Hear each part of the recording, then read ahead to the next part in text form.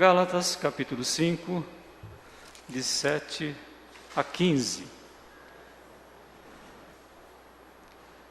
Vocês corriam bem. Quem os impediu de continuar obedecendo à verdade?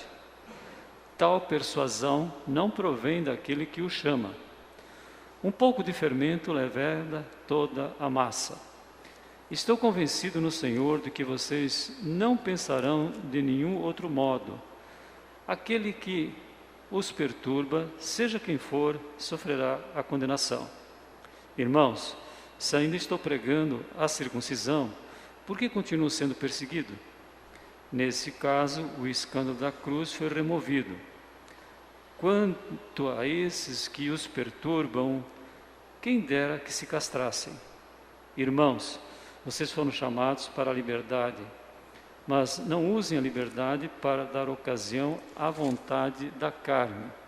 Ao contrário, sirvam uns aos outros mediante o amor.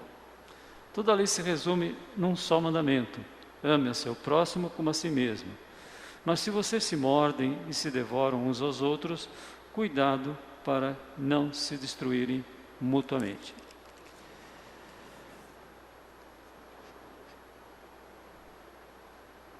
Era tranquilo prestar atenção na figura de um atleta. Os gregos que se sobressaíram pelos Jogos Olímpicos, Jogos Íntimos, e que valorizavam muito a atividade física. Então, é com frequência que às vezes nós vemos na palavra, e principalmente Paulo, nos falando do atletismo cristão.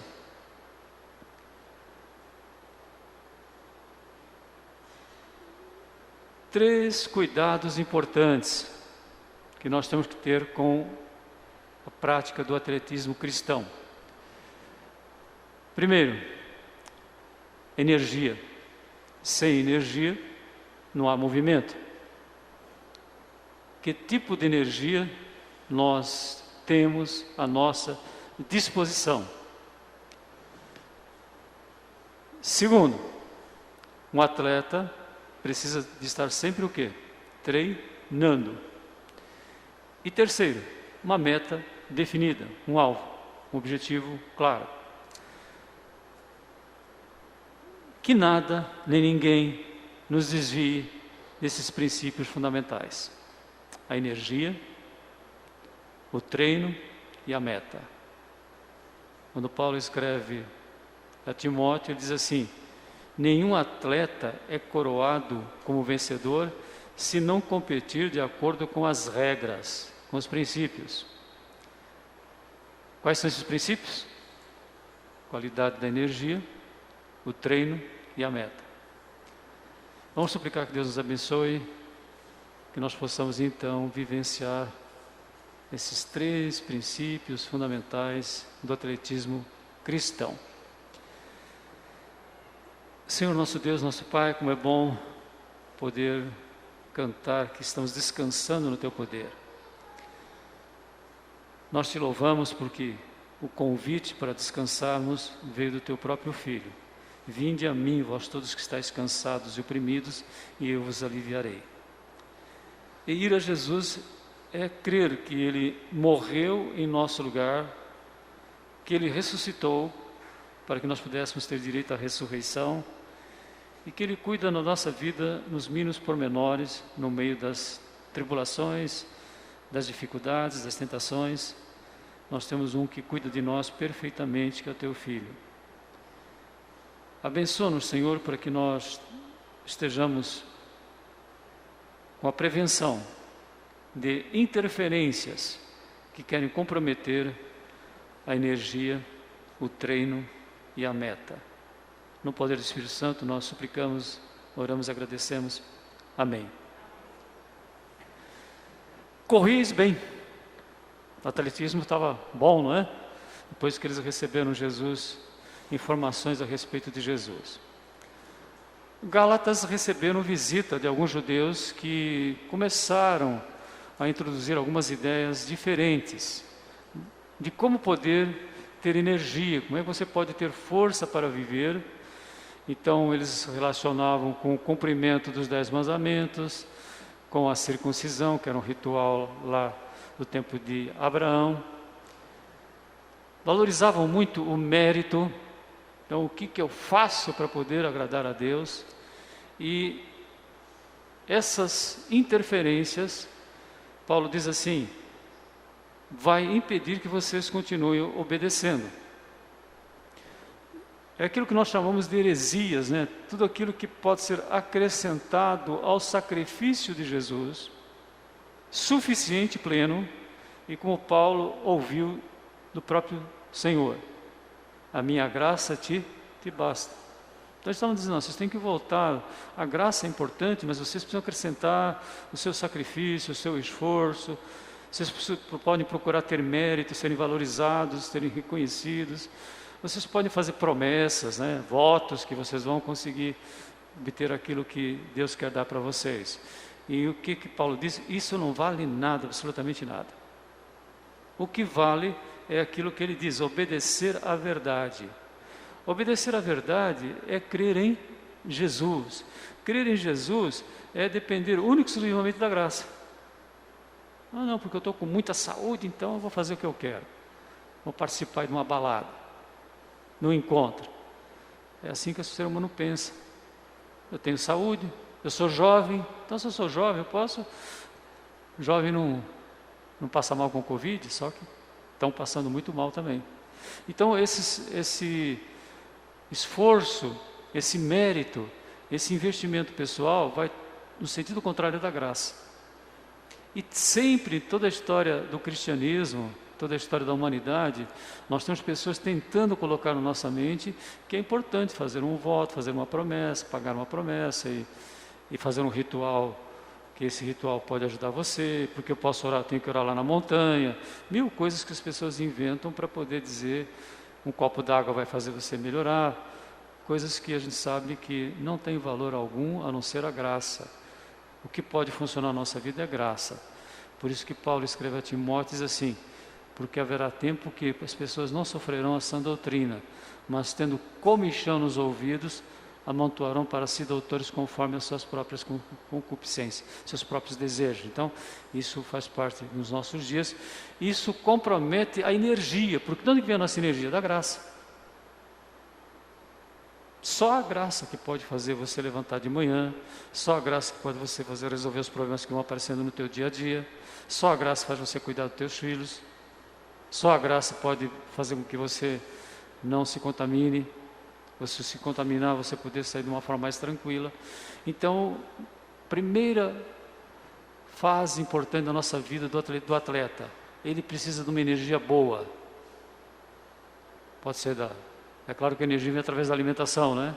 Então, hoje nós precisamos de uma alimentação perfeita. Na vida espiritual é só Jesus.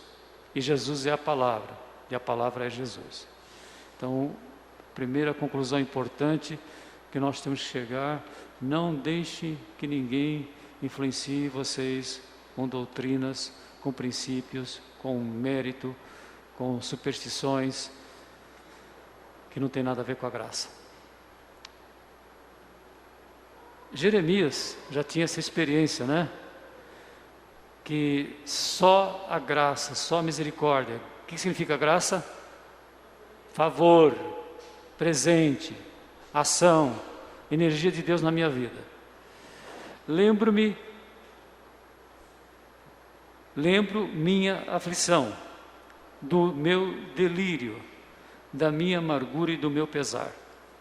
Aqui retrata com perfeição situações que nós vivemos. Lembro-me também disso, tudo, e a minha alma desfalece dentro de mim. Todavia, lembro-me também do que pode dar-me esperança, que pode me fazer continuar vivendo com segurança. Graças ao grande amor do Senhor é que não somos consumidos, pois as suas misericórdias são inesgotáveis. Então, o que nós vamos orar? Senhor, eu quero viver pela Tua graça. O que Paulo ouviu? A minha graça te basta. O meu favor, o meu cuidado te basta. E Jesus definitivamente disse que nós somos os ramos da videira, Ele é a videira, e que sem Ele nada podemos fazer, nada. Então, Senhor, faz-me lembrar disso a todo momento, né? E nós cantamos, descansando no poder de Deus. Isso não quer dizer que você vai ser omisso, negligente, não vai fazer um diagnóstico da situação que você está vivendo, mas você sabe que só pode ser resolvido com uma energia. O atleta precisa de uma energia boa e o cristão precisa só da graça. Só graça. Só Jesus. Por isso que ele falou, vocês precisam continuar obedecendo à verdade. O segundo aspecto importante na vida de um atleta é o treino. Estou convencido no Senhor de que vocês não pensarão de nenhum outro modo. Aquele que os perturba, seja quem for, sofrerá condenação. Irmãos, se ainda estou pregando a circuncisão, por que continuo sendo perseguido? Nesse caso, o escândalo da cruz está removido. Quanto a esses que os perturbam, que sejam cortados de vocês. Então, o que precisa? O treinamento. E o que nós temos que treinar? Músculos. O que a gente tem que treinar? A palavra é o recurso. Mas o que nós temos que treinar? O quê? A Bíblia é o recurso. Nós temos que treinar a nossa mente. O crente, ele tem tudo que precisa para treinar a mente. Ele não vai treinar correr. Correr é para você ter saúde física. E hoje a gente sabe que saúde mental, algumas substâncias químicas do nosso cérebro só são produzidas quando nós nos movimentamos. Não adianta tomar remédio para isso. Eu quero remédio, quero antidepressivo. Sim, tudo bem, mas o antidepressivo não vai fazer aquilo que a atividade física faz. Agora, o que nós temos que treinar? O que o crente tem que treinar? Pensamento. Por isso que ele fala, vocês estão ainda... Estou convencido no Senhor de que vocês não pensarão de nenhum outro modo. Pensa do modo certo, pensa do modo correto. Aí é aquilo que vocês falaram, é a palavra, é a Bíblia que vai fazer você pensar. Isaías já falava isso no capítulo 55, que a gente tem que trocar os nossos pensamentos pelos pensamentos de Deus. Então, o que nós vamos suplicar para Deus? Treina o pensamento. Pensamento ruim, pensamento depreciativo, pensamento que eu não sou capaz, pensamento que ninguém gosta de mim, pensamento que eu estou com mágoa. Todos os pensamentos têm que ser treinados. Por isso que o crente ele tem energia, tem graça, tem força para poder treinar o pensamento. Porque o pensamento destrói a nossa vida se não for bem treinado. E principalmente do crente, né? O crente não consegue crescer. Está sempre na defesa, sempre achando que estão perseguindo, sempre achando que não tem valor. Então, portanto, irmãos, rogo-vos pelas misericórdias do Senhor que se ofereça em sacrifício vivo, santo e agradável a Deus. Esse é o culto racional. Não se amoldem aos padrões desse mundo, mas transformem-se pela renovação do vosso pensamento. Então, o crente, ele precisa treinar a sua mente. Mas a mente é separada do espiritual? É lógico que não. Nós somos uma integração entre corpo, mente e espírito. Então, nós temos tudo o que precisamos para poder mudar o nosso pensamento. Tristezas, mágoas, ressentimentos, como a gente tem visto muito nas cartas, né? E como é que termina o texto que a gente sempre lê sempre faz referência a respeito das orações? Não andeis ansiosos por coisa alguma, antes as vossas petições sejam colocadas diante de Deus, o quê? Através da oração, súplica, com ações de graça. Pensamento bom, né? E a paz de Deus, que excede todo entendimento, vai cuidar da vossa mente, do vosso espírito, e depois, tudo que é verdadeiro, tudo que é honesto, tudo que é justo, tudo que é puro, tudo que é amável, tudo que é de bom, né? Tudo que você pode fazer de melhor, nisso se ocupe o vosso pensamento. Então, o que o crente tem para treinar? A mente. Vamos treinar a mente? Aí entra aquilo que vocês falaram. Quanto mais nós conhecemos a palavra de Deus, quanto mais nós buscamos o recurso na palavra de Deus, a graça se manifesta para mudar o pensamento. Aí você está treinando. Um treino bom, não é? Atleta cristão? Nós somos? É isso que Deus quer que a gente seja. O que Isaías fala? Os pensamentos de vocês não são os meus, os seus caminhos não são os meus caminhos. Então, Deus tem poder de transformar o nosso pensamento mediante a palavra. Você não precisa ser criativo, você não precisa inventar nada, vai na Bíblia, começa a ler, começa a estudar, e você vai ver quantas mudanças de padrão de pensamento Deus opera na nossa vida. E a Bíblia chama isso de santificação. E o recurso, como vocês mesmos falaram, é você ter a certeza de que está aprovado como servo de Deus, que não tem do que se envergonhar, que maneja corretamente a palavra da verdade. Evite conversas inúteis e profanas, pois os que se dão a isso prosseguem cada vez mais para a impiedade. Então, ninguém que põe mão no arado pode ficar pensando coisas ruins. Qual o terceiro cuidado que nós falamos? Terceiro princípio. Primeiro, o que é? Energia. Energia vem da graça. Graça é a palavra, graça é Jesus, graça é a ação do Espírito Santo na nossa vida. O que precisamos? Treino. E agora, qual é a meta? Interessante, né? A meta é amar.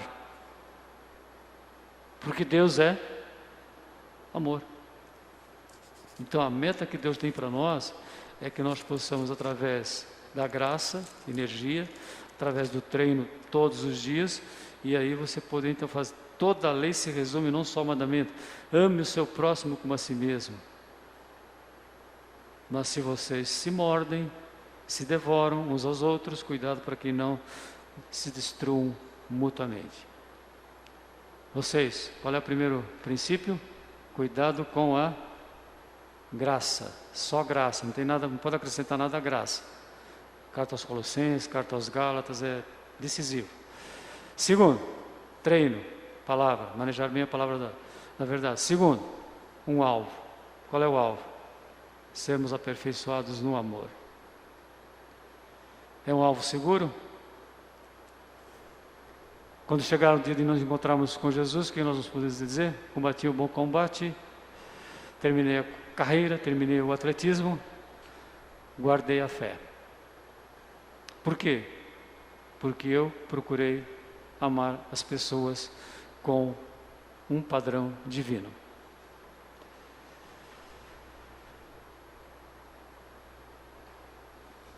Qual é o padrão divino? Amor é? O que amor é? Paciência. O amor é bondoso, não inveja, não sente inveja, não se envaidece, não se orgulha, porque o que acontece? O orgulho precede a queda, não maltrata, não procura seus interesses, mas se alegra com a verdade, tudo sofre, tudo crê, tudo espera, tudo suporta, o amor nunca perece. Como é que isso acontece? É no dia a dia.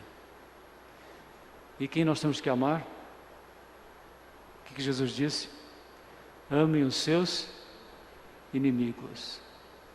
Quem são os inimigos? Aquelas pessoas que nos maltratam, aquelas pessoas que nos desprezam, aquelas pessoas que só vivem criticando. De certa forma é inimigo, né? Está sendo usado pelo inimigo maior que é o diabo, né?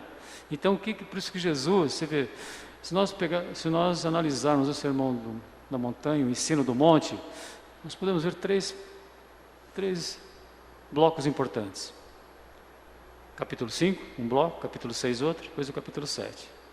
E é interessante que o capítulo 5, ele é como se fosse o alicerce do sermão, do ensino. E como é que esse capítulo termina? Mas eu lhes digo, ame os seus inimigos e orem por aqueles que os perseguem. Vocês têm orado por essas pessoas que vocês têm dificuldade de relacionamento? Ah, não gosto dele, então não vou nem orar por ele. É assim que a gente faz, não é? Mas está certo? Você não resolve, você não vai chegar na meta. Para chegar na meta, você tem que buscar graça na palavra, você tem que treinar mudança de pensamento. Será que aquela pessoa que eu critico era tão ruim assim como eu estou pensando? Às vezes nem é, né? Não é isso? Nós fazemos julgamentos, avaliações das pessoas que às vezes não tem nada a ver com a realidade. emitimos pareceres que às vezes não tem nada a ver com a circunstância. Então, por isso que Jesus termina o primeiro bloco de uma forma a estabelecer definitivamente o alicerce do ensino. Mas eu lhes digo, ame os seus inimigos, ore por aqueles que os perseguem. Então, o que tem que fazer? O que você vai fazer com o chefe que vive pegando no teu pé? Você vai orar por ele. O que você vai fazer com uma pessoa da família que critica você porque você é crente? Que você não sai da igreja? Que você está vindo na igreja em tempos de pandemia? Tem gente falando isso para a gente, né? Como é que você vai na igreja? Mas essas mesmas pessoas vão para a escola, vão no mercado, saem de casa, que não é impossível você não sair de casa. Então, como é que você enfrenta tudo isso? Só orando. Orando por aqueles que vos perseguem. Para que vocês venham a ser filhos do seu Pai que está nos céus. Essa expressão, venham a ser, é para que a gente consiga crescer na filiação com o nosso Pai. Crescer como filho, já somos filhos, mas o filho, ele precisa desenvolver-se, não é? E como é que ele vai se desenvolver? Através dessa oração. Porque ele faz raiar o seu sol sobre maus e bons, derrama chuva sobre justos e injustos. Se vocês amarem aqueles que os amam, que recompensa receberão? Até os publicanos fazem isso. Se vocês saudarem apenas seus irmãos, o que estarão fazendo demais? Até os incrédulos fazem isso. Portanto, sejam perfeitos como é perfeito o Pai Celestial de vocês. Como é que é o atletismo? Exige o quê? Energia, para você sair do lugar. Na vida prática, a nossa alimentação, a suplementação, né, que nós fazemos, é a energia, que vai lá na célula e faz você produzir condições para você se movimentar. Na Bíblia, na vida espiritual, qual é a única energia que funciona? A graça.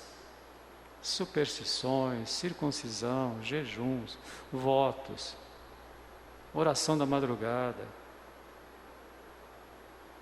Nada a ver, porque nada pode ser acrescentado à graça.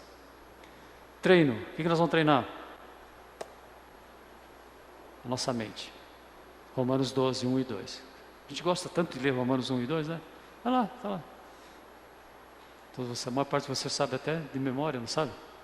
É treinar a mente. Como é que treina a mente? Eu preciso de um padrão. Qual é o padrão? Aí eu vou na palavra, maneja bem a palavra da verdade. Qual é o alvo? Qual é a nossa meta? Amar as pessoas. Não é fácil, né? Por isso que é meta, por isso que é alvo, por isso que é desafio. Então vamos suplicar a Deus que nada interfira, que nenhuma doutrina estranha, ninguém na igreja promova divisões, porque divisão é falta de amor, né? A gente se divide por falta de amor. Se a gente tiver amor, a gente tem paciência, a gente ora pela pessoa, não faz grupinhos dentro da igreja, né? E não acontece nas igrejas às vezes? Na nossa, graças a Deus, a gente não pode dizer que acontece, mas glória a Deus por isso. Então, graça, energia, treino, palavra, meta, amar. Isso vai fazer com que a gente tenha liberdade. Porque se nós não amamos as pessoas, nós ficamos escravos dos maus sentimentos, até do ódio. Liberdade. Senhor nosso Deus, nosso Pai, te louvamos e te agradecemos porque através do poder do Espírito Santo e fundamentados única e exclusivamente no sacrifício, morte do nosso Senhor e Salvador Jesus Cristo, na sua ressurreição para termos graça suficiente, energia para participarmos daquilo que a palavra compara como se fosse um atletismo espiritual. O caminhar aqui na terra até nos encontrarmos de uma forma toda especial contigo, Senhor. Te agradecemos porque temos a Tua palavra que tem poder de fazer crescer a santificação nas nossas vidas, ou seja, o treino, todo dia treinando na palavra, mudando padrões de pensamentos que não são coerentes com a Tua vontade, com a Tua palavra. E te agradecemos porque Tu queres nos levar a um alvo, um desafio muito grande. A liberdade. Liberdade é amar as pessoas, independente de quem elas são. No poder do Espírito Santo, em nome de Jesus. Amém.